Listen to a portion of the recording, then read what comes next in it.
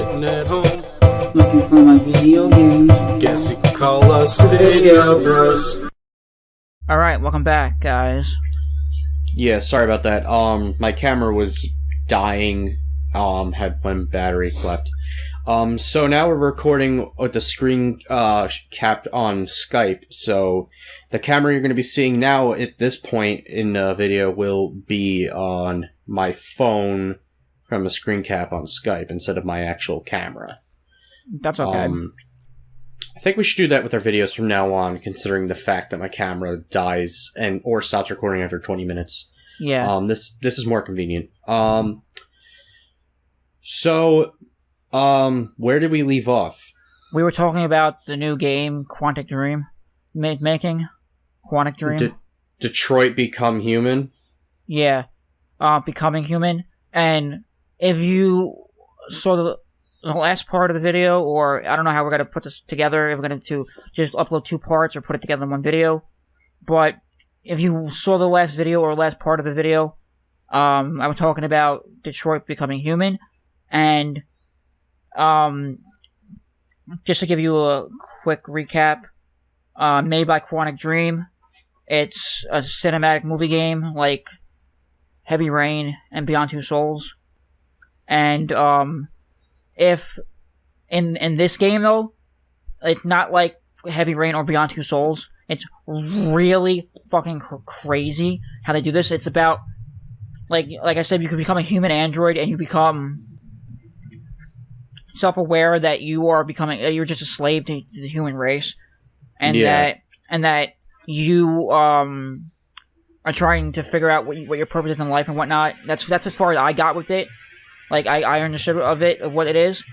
But in each trailer though, the first trailer showed off actual Kara, and Kara is from the tech demo Kara, the PS3 that they showed off when they were showing off Beyond Two Souls.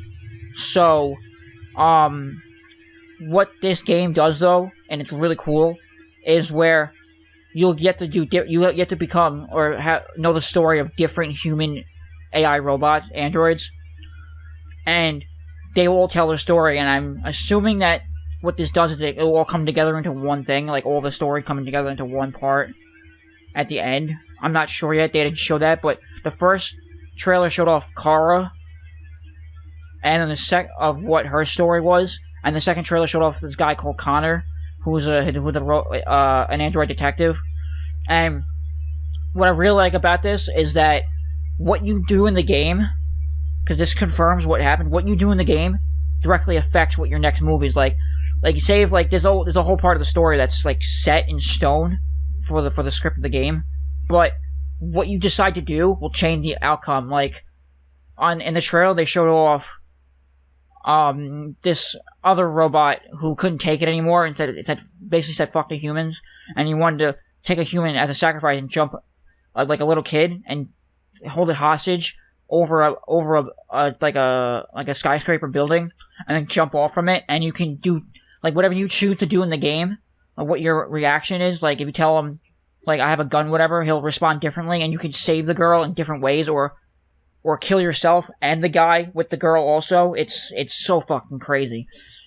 So like whatever you do directly affects your next move in the game. Basically what happens. Just like how Beyond Two Souls and Heavy Rain were, where just like whatever choices you make could have an impact, and like something bad can happen because of a certain choice you made earlier in a game, like later on, unless you go back to change that choice. Well, not really. The whole idea was like there wasn't like set things, like different things could happen. It's like in Beyond Two Souls, since I know that game very well because I played it twice. It's like you can shoot to do everything during the story, but it doesn't affect the actual story itself. Meaning, like if like in Detroit Becoming Human with the detective Connor, like they showed him killing the girl getting killed, the human girl getting killed because she jumped off the building. They didn't show her actually getting killed. They just showed them both jumping off the building. So they that's what I'm saying. Fell off the building. Yeah, so you can fall off the building, or you can have her get saved and stay on top of the building. So, like I say, the story gets affected that way. Not like Beyond Two Souls or Heavy Rain, where it was just one set story, like a movie. Yeah. which I think is a big step up from Beyond Two Souls and Heavy Rain, but at the same time, it's a lot different, a lot crazier. It's kind of like how Mass Effect is, where what you choose in the game affects what you do, like what your dialogue is in the game, it affects what you do in the game. Yeah, Mass Effect had that, where each game, depending on what choice you chose, the next game will penalize you to some extent with a certain part, depending on like a choice you made in the previous game. Like if there was a certain person you killed, or like a certain like item you didn't get or mission you didn't do, like there'll be an effect on it in the game following it. Because you can import your save from the previous game and have all your choices in that next game. I'm wondering how that's going to work with Mass Effect Andromeda, because they were confirming before they even confirmed that game, like, to hang on to your save file for Mass Effect 3. I don't know how that's going to cross over to the next console generation, because that was on the 360, or if you have it on PS3. Like, maybe they'll have like a web tool or something, or an application to transfer it to like the Xbox One or something for Andromeda. Well, Xbox One is backward compatible with the Xbox 360 games, but right. The PS4 is not backward compatible with the PS3. Yeah, so how are they going to do that? It might be like having like, maybe there might be like a companion app you get, and it'll or an update for Mass Effect 3, and where there will be like a part just like where you can like upload it to the cloud and they'll convert it, whatever, and then save it for you, and then when you get a code or whatever, you can re-download it back onto Mass Effect 4, maybe. Right. Something like that. That's the only way I can see it working. But I forgot who showed this off in the conference, but do you want to talk about, or I don't know if you saw it, Friday the 13th? I did not see that, but it's supposed to be one of the better Friday the 13th games, I'll tell you that much. But it's supposed to be like a legit horror game. Yes, but what most people said, though, is that they showed off a part. I remember reading an article on Kotaku about it, and they said that they were showing off how Jason was just bashing your head into it. Like, if I don't know if you are Jason or whoever you're playing as in the game. But you either can play as Jason or you can play as a camp counselor. Well, there was a part in the game where they were showing off Jason beating one of the girls, I guess, in the game, like against the cabin inside and in the head, like smashing her head in there. And they were saying like, you think this is a fair fight? It's not a fair fight.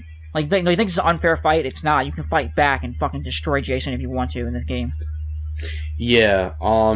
But I'm not hoping for an amazing game out of this, only because of the fact that every single Friday the 13th game, no matter who made it, could not get the story correctly in a way that makes the game amazing. Like, LGN made a fucking terrible game, and whoever else made the other Friday the 13th games did not do a good job of it. So we have to see how this one plays out, though. Well, LJN, people say, is actually a publishing company, but that still doesn't help the fact that any game they've been involved with besides Maximum Carnage basically was just awful. So, so I don't know who the developer was of Friday the 13th on NES, but yeah, we all know it was bad, so yeah, who knows? Well, but since I don't know much about this game yet, I'm not going to talk too much about it, so I think it came from a Kickstarter. That's why, okay. That's all. That makes sense then. But because people I remember that actually now. Because people that were involved and worked on the original movie are working on this game, like the legit crew from that movie, and people that worked. Well, which one though? Because there's like fucking like 5, 6, 7 movies. Friday the 13th. The very first one. Okay. The team's working on this game, along with people that worked for game companies in the past, like a guy that worked for EA and then other companies, is involved in this development. Like I said, like, I'm not expecting a lot from this, because even if you take a movie and turn it into a video game, not always the best choice to do. No. But like I said, even though they have the original crew members in there, I'm expecting it to be better than the other games, but I'm not expecting it to be an amazing game. But as time goes on and we see more of this game and when it gets released, we'll find out more about this and, we'll see how it turns out. Yeah. What I do want to... Well, what do you want to talk about? I was going to say, we didn't discuss yet, God of War, whatever they're calling it. I think it's just called God of War. Yeah, that's the gist I got, but then I saw a video related to it saying, in the title, God of War 4, which is weird. People are calling God of War 4 only because it's a fourth game of the series. Though Kotaku and a lot of other like actual gaming websites have been saying that it's more of a reboot of the series, more or less. That's kind of like what I felt because Kratos looks different, and but he's grown up though in this game, and what they were saying is that they wanted to really take even though God of War was all the games were great and they were more toward they weren't more for kids, they were more for adults sort of. Basically, yeah. Yeah, they were very gory and violent. Yeah, but they were saying though that this game is supposed to, you're really supposed to developing it so they could take Kratos as very very seriously in this game now. He's gonna be a if you take Kratos from the old game and you take Kratos from this game, it's a day and night comparison. He's gonna be fucking badass compared to even though he was badass in the other games, he's gonna be crazy ass badass in the new game. And also, what I thought was strange is there was never any mention of Kratos having a son. In the other games, they refer to and go back and reference that he had a wife and a daughter. No one said that it was his son though in the new game. Well, if it's not, who the hell is this kid? That's what I'm wondering. Well, like I'm saying, it was just shot in the dark. They just fucking threw it at us. That's why Sony won the conference, because they threw out games that no one knew the fuck was coming out or anything like that. Yeah. With Microsoft and EA and stuff, we knew that these games were coming out. We had an idea, and of course, with the Star Wars game, there's always going to be another Star Wars game coming out. So we already knew that this stuff was coming out already. But Sony, they threw it out of the fucking they just kept throwing punches one after another, and here's the game, here's the game, here's the game. You didn't know this was coming out, but we're showing it to you right now. Oh, that leads me to the next thing of the next game we need to talk about. But before that, I will say this. Yeah. I will say this about God of War. Kratos, towards the end of 3 and parts 2, became so unlikable. But in this new game coming out, he actually seems like a caring and different character. Well, he has a more calmer character. I can actually get behind that. They're actually trying to make him likable in the new game. Well, he's supposed to be, because they have that kid that's working with him. And I told it to Brandon the other day, though, but it's very interesting that no other game has this. If you play, for instance, The Last of Us, for say, even though I know that's a whole different game, but, you have to play as Ellie and as Joel in parts of the game.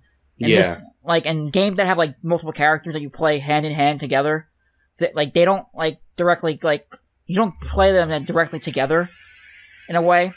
This game has a direct, or a solely dedicated button on the controller just for that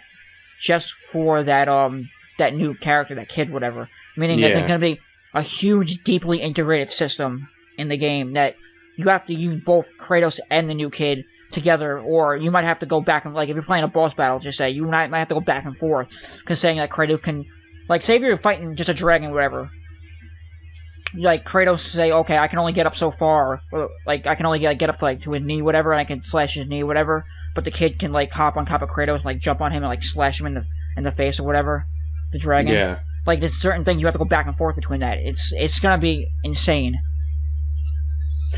The next game I want to talk about is Spider-Man. This game was made by Insomniac Games people, and they made Spyro, I believe you said, or I think you said they made Ratchet and Clank, actually. Sorry. They made, you know who they also made? I don't remember exactly if they made them, but, what was it exactly? They made another game. I forget what it was, but it was tied into PlayStation All-Star Battle Royale. it wasn't Killzone. It was something else that they made. If you guys know what that is, comment below. But they did. Not Patapon, right? No, not at all. That's another thing. But it was like Resurrect. It's like something with an R though. It started with. If I know what it is, I'll let you know if I find out. But Insomniac Games wasn't a very. I don't remember what other game they made, but I know for a fact that they made the first 3 Spyro games. I'm not sure about the. No, Activision took it over after the PlayStation era. But they made the first 3 Spyro games, and they made the classic Ratchet and Clank games. The new one, I don't know who made that, but it wasn't an Insomniac Games. I can tell you that much. Yeah, it wasn't selling that good, I heard. Yeah. So about Spider-Man, we don't really know much, but aside from that, this game looks awesome. No one was expecting this, I don't think. At least I wasn't. Like I said, the only game that came out, no one was expecting any of it. Yeah. Except for Horizon, though. Yeah. Which we'll talk about. The last Spider-Man game I played was Shattered Dimensions, and that came out in I think either 2009 or 2010, somewhere around there. In that game, you could play as 4 different Spider-Mans from different universes and timelines, which were The Amazing Spider-Man, Ultimate Spider-Man, which is the one with the black suit, Spider-Man Noir, and he's like a soldier, and Spider-Man 2099, which is the Spider-Man from the future. And you could work together and take turns. You play as them in different levels and fight bad guys. And it was an innovative and cool Spider-Man game. That and Web of Shadows were good Spider-Man games, even though the PS2 version of Web of Shadows was just utter garbage.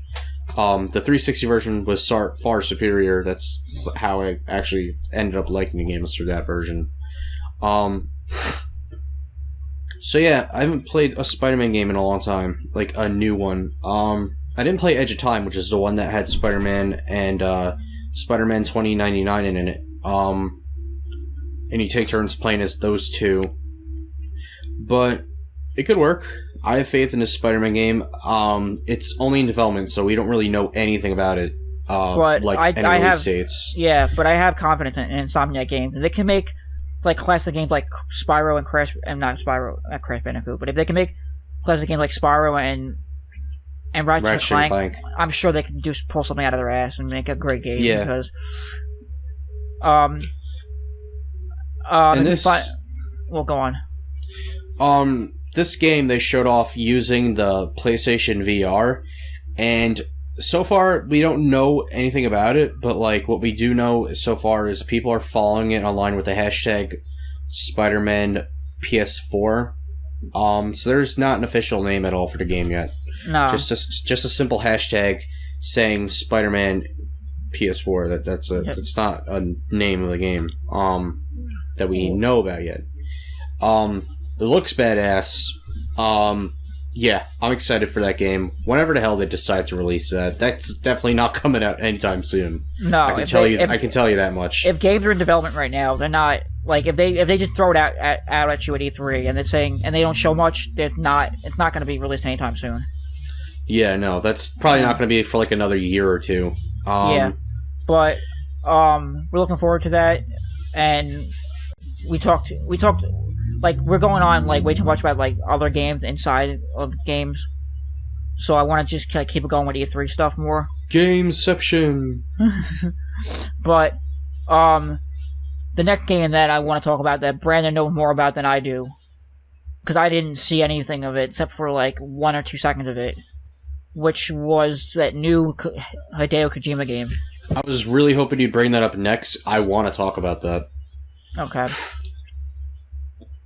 So, Norman Reedus and Hideo Kojima, and I'll make the reference right here. Everyone knows what happened last year with Konami, screwing over Hideo Kojima over, like, creative differences, I guess. I don't know. I don't really know what the reason was.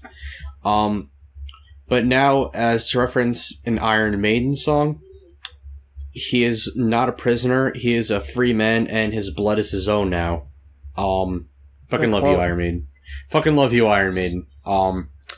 Anyway, yeah, so Kojima has his own company called Kojima Productions. He made a badass entrance coming back out on stage out of nowhere, like when they welcomed him. He came from the back. He's just like, hello, I'm back. And people were applauding him, and that was all badass, the way he did it. Well, we already knew that he was coming back anyway, because he's exclusive to Sony now. Like, he's not even doing anything else anymore. Yeah. With any other company. But the entrance he made was completely badass. I loved it. And he showed off a new game. Norman Reedus from The Walking Dead, Boondock Saints, and several other things he's been in. He's in the game. Of course, his character obviously looks exactly like him, much like in PT, which when they revealed Silent Hills. Yeah. So people probably thought at first, like, is this something related to PT or Silent Hills? Obviously not. It's his own entirely different game. This game called Death Stranding, and from what I understand, in the game, you're Norman Reedus' character, whatever his name's going to be. You're stranded on an island, and you have like a cord attached to like a baby, which was really weird looking. And so yeah, I'm guessing with this game, you're trapped on an island. I don't know much about it. All I know is you're stranded. I will tell you this though, that I learned before E3 that the way he looks in the game, Norman Reedus. Yeah. Like, he looks so fucking, like, real, like, I can't even believe it, how real he looks. I thought I was watching a movie trailer for a second. That's what I thought, but what I found out, though, is that they were saying how, like, when first Hideo Kojima announced that he was, moving to Sony's PS4 platform. Yeah. And solely, he's part of Sony now, and not Konami anymore, that he didn't know what he was gonna do with the game yet, but like, he had that idea, but he'd been traveling the world, apparently. And they were saying it was supposed to be like some kind of spiritual journey, whatever. But then he revealed that it wasn't even a spiritual journey. He was looking for the right game engine for his new game for it to work perfectly. And I think he nailed it with this. Yeah. And not many people do that. Like, I mean, like, you could go and like make your own game engine, whatever, and then develop it in like a year or so, whatever. And then, you know, make a game out of it. But no, he went around and looked for the best of the best. And I think he got what he got right now is the best that's going to come out of Hideo Kojima so far. Yeah. And what I thought was really awesome was, and this isn't really E3 related, but the next day after that conference, I see a post online from Kotaku that Jeff sent me. Norman Reedus just, like, basically said fuck you to Konami. That was amazing. He took a picture of Hideo Kojima drinking something from a cup that said tears on it, which was real. That was actually a picture. And well, the tears part wasn't. The photoshopped it to say the Konami logo on it, and made it say Konami tears to make it look like Kojima's drinking Konami's tears, and people are like, damn, shots fired. That's really funny. That's hysterical. Norman Reedus, you're awesome. You're already awesome, but just for doing that, like, that's just really cool. Yep. Basically just saying, yeah, Konami, you screwed up. So what's the next game? The next game that I could think of, what was it? They had a bunch of virtual reality titles coming out for the PlayStation VR. Resident Evil 7. Well, we'll go through the list really quick. Resident Evil 7, a Batman game, a Star Wars game. That's an expansion of Battlefront. The DLC expansion. Yeah. There's a Final Fantasy mode from Final Fantasy 15 that you can do VR in. Fallout 4 is supposed to get VR support. And we also got a release date for the PlayStation VR now. So any of you that haven't watched E3 or been under a rock for the past week or so, and you've pre-ordered your bundle or whatnot, you're going to get it October 13th now instead of every other company out there saying 31st of October. Yeah, for, of course, $3.99. I paid $500 for mine. You got ripped off. I did not get ripped off because I got the bundle, which gives you the PlayStation VR, the camera, 2 Move controllers, and the PlayStation VR World game that Sony is making. Oh, okay. So Resident Evil 7.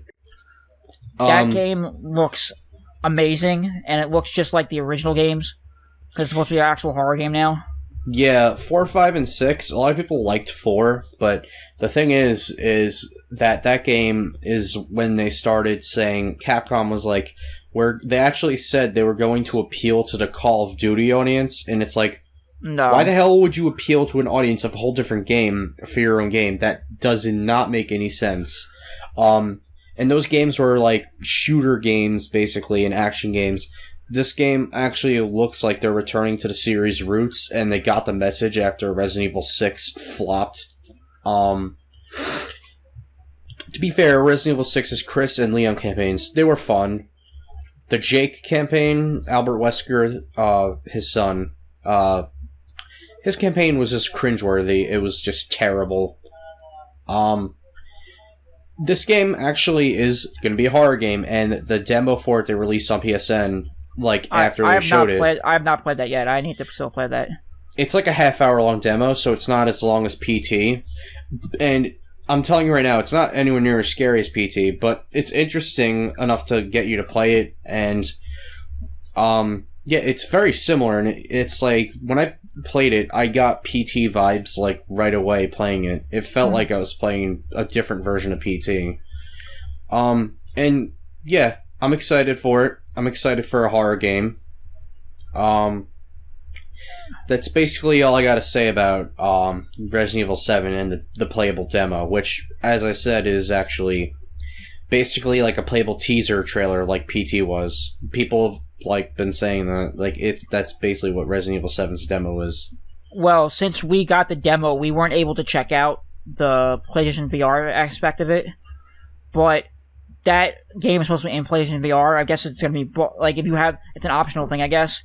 Yeah, it's not like you have to. It's just it will work with it. Yeah, but that's how all these games are gonna work. Is you don't have to use a VR. It's just if you want to.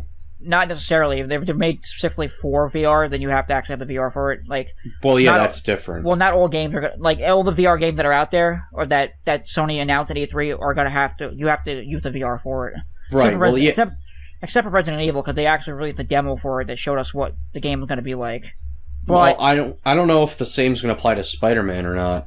Not yet though. But what I do know is that people have played the VR demo, and it said it scares the fucking shit out of you, and it makes you sweat and your heart beat like it's a whole nother experience. Like, you play a horror game, it's one thing to fucking get scared shitless, but if you're playing in VR, you're hearing all the shit, you're moving your head back and forth, all that shit, hearing all the fucking 3-dimensional audio, and seeing the visuals straight in your fucking face, like you're in the game, that's gonna be fucking insane.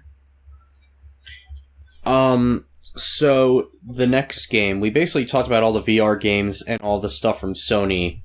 Well, one thing that I do want to talk about, and it was a surprise, it was like a surprise that no one ever fucking expected in the entire world for this to ever happen. Yeah. The way it's been going down for so fucking long, and it's been being neglected for so long, is Crash Bandicoot.